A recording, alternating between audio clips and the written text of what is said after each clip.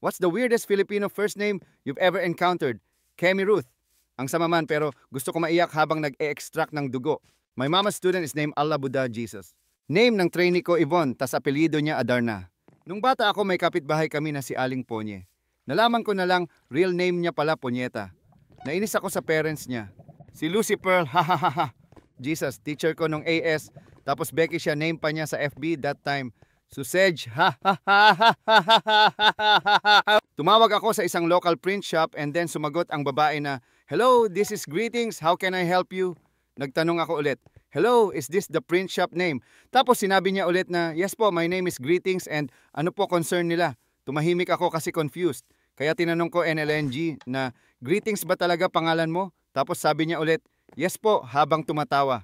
Apo ng landlord namin is COVID ang palayaw. Naaawa ako sa bata, I started calling him Coco last year. And thankfully, pati mga kalaro niya Coco na rin ang tawag sa kanya. Pero yung parents, COVID pa rin, mga siraulo.